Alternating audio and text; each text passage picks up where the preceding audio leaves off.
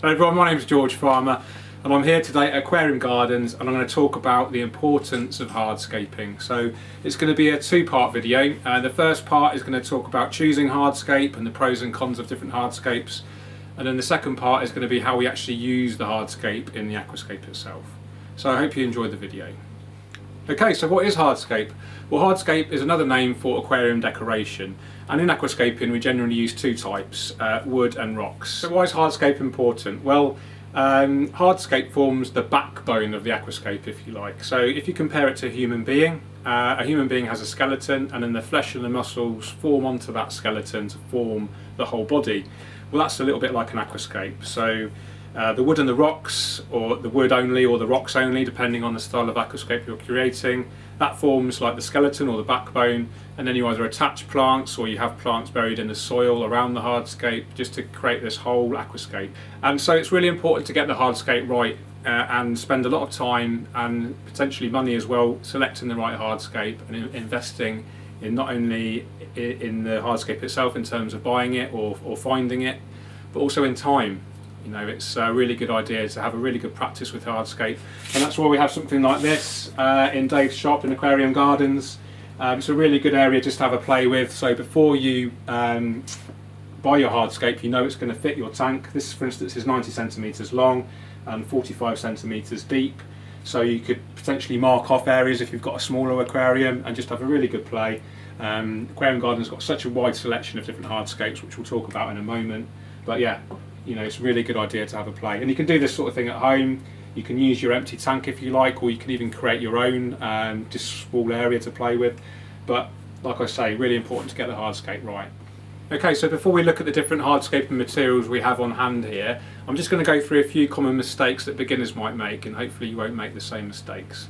So I would say the number one mistake beginners in particular make is not having enough hardscape. So I often see quite large aquariums with just either small rocks or small pieces of wood, and they're totally drowned out by the size of the aquarium. They're overwhelmed, all this empty open space. It doesn't look very attractive. So I often say more is more with hardscape. Buy more than you need, buy bigger than you think you need. Have a play if you've got an area like this to have a play with to ensure that it fits your aquarium. And just don't be afraid just to hoard it. If you've got space in your home or your garden to hoard hardscape, then that's definitely something you should consider doing if you want to get into aquascaping. Okay, so mistake number two beginners might make is mixing inappropriate types of hardscape. So they might have a smooth sort of off-white pebble, large pebble, and then they might mix it with like a I don't know, something like this, some dragon stone. You know, that doesn't complement the white pebble at all. It's a real, you know, contrast, and it's very unlikely that the aquascape will look effective and natural. So if you're using one type of hardscape, then stick to that one type, I would say, especially for beginners. The same with wood. So let's say you're using Mapani wood, which is quite popular. So you'd use that maybe, but then you wouldn't want to be mixing it with, say, you know, something like that. A mistake number three, I would say, is just rushing into the hardscape, not really giving much thought to where you're placing it or how you're placing it. I've seen quite a few aquascapes with just a large rock right in the centre of an aquarium, which doesn't look very natural, or one rock here, one rock there, and they look too symmetrical. So that is probably the third most common mistake I see. Okay, so now I'm just going to talk about the different hardscape materials we have on offer here at Aquarium Gardens. So probably the two most popular we have are Redmore wood. We've got two pieces here. It's a very popular type of wood in the UK and the US and Europe as well, and it's characterised by these long spindly branches. They're quite complex, overlapping each other, and it's very popular for good reason. It's quite interesting. There's lots of things to look at. It's not like just one block of, you know, big driftwood, and it presents lots of opportunities to attach mosses, attach rheophyte plants such as Anubias, Java fern. I'm really lazy when I attach my plants. I just like to sort of wedge them into the gaps, so you can see there's a nice gap there. So yeah, it's a beautiful type of wood. It usually does require a bit of pre-soaking if you want it to sink right away. So don't do what I've done before. Put your wood in your aquarium, do all the hardscape and all your planting, fill up with water, and then your wood floats. So it's really important to give your wood a good pre-soak. It can leach tannins, but it's not one of the biggest tannin leachers out there. If that is an issue for you, then just pre-soak it for a good while. And if you're getting tannin leaching in your water afterwards in your aquarium, then you can use some carbon filtration and just lots of water changes. So really popular. This piece would probably cost between £15 and £20, so good value. It does actually change colour after a while. This is quite a pale, this has never been in an aquarium before. This one has, and you can see it's changed colour slightly. It does go a lot darker once it's saturated with water, so bear that in mind as well. Okay, another really popular type of wood, become popular in the last sort of 5 years or so, is manzanita wood, like small branches, loads of areas to attach mosses onto, and you can create really kind of interesting, natural looking hardscape layouts with manzanita wood. It will definitely float, so you will need to pre-soak it.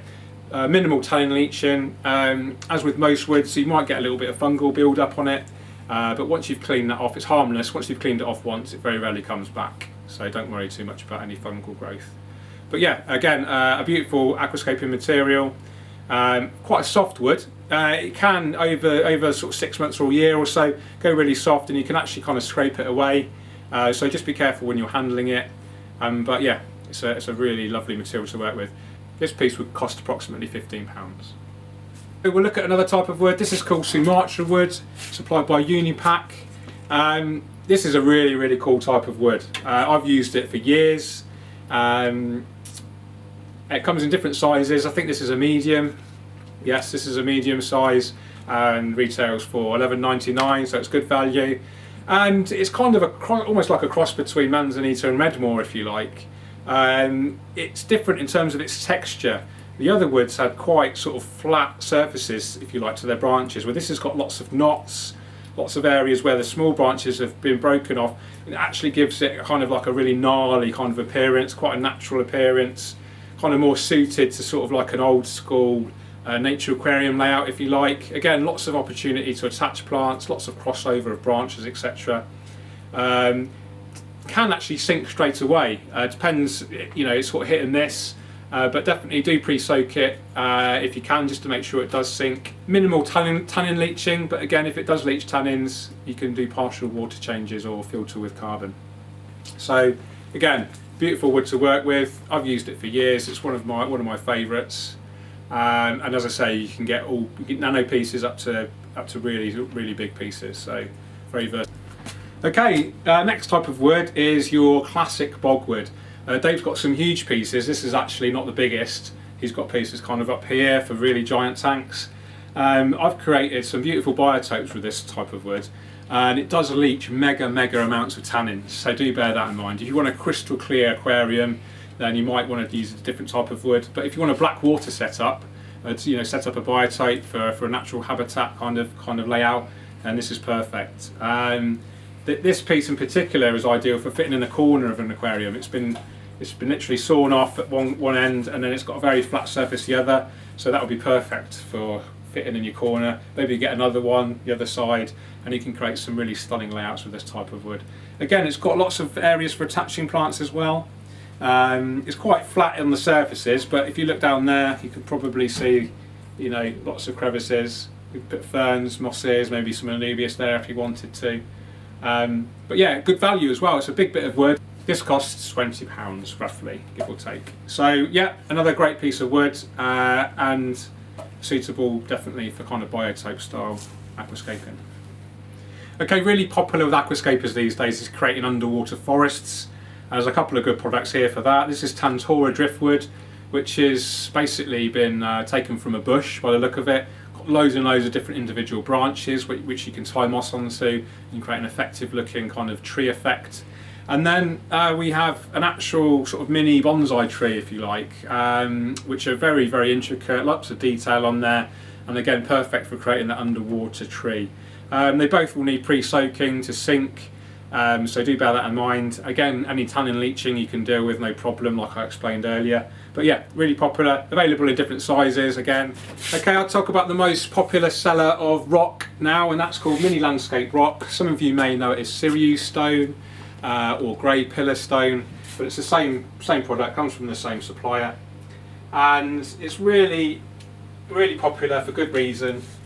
you know, it just looks really natural. It's got lots of interest, it's got lots of gouges in it, lots of opportunity again to attach mosses if you wanted to, or even small anubias, things like that.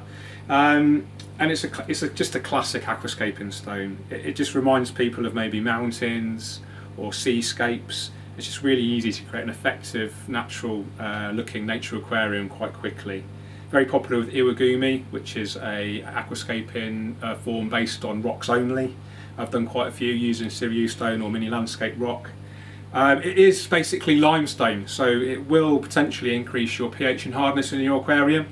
That can be offset if you're using a soil-based substrate. Okay, so we've got some dragonstone here. This is a really popular type of aquascaping stone, characterised by these cut-out holes, if you like. It's kind of like a compressed kind of clay type of rock. It does chip off very easily, so be careful when you're handling it. It does have sharp edges, and it is usually full up with like a loose clay, so do bear that in mind. It's a really good idea to pressure wash it, or at least give it a good scrub before you put it in your aquarium, because otherwise it will cloud the water quite significantly.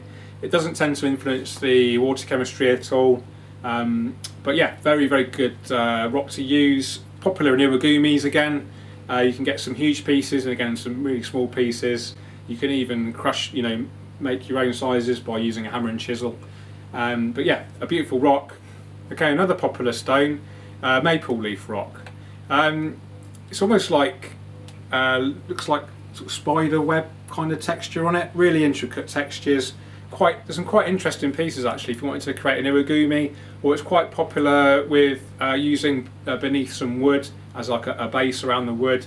Again, give it a good rinse, pre-rinse before you use it in your aquascape. It does tend to trap a lot of debris and dirt in between these kind of spider webs, if you like. It has beautiful white veins running through, which add extra interest.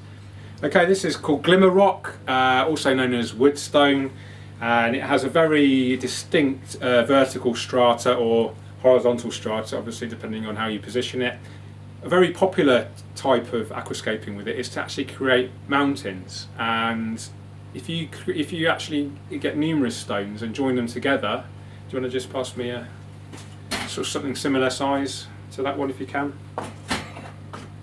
Yeah.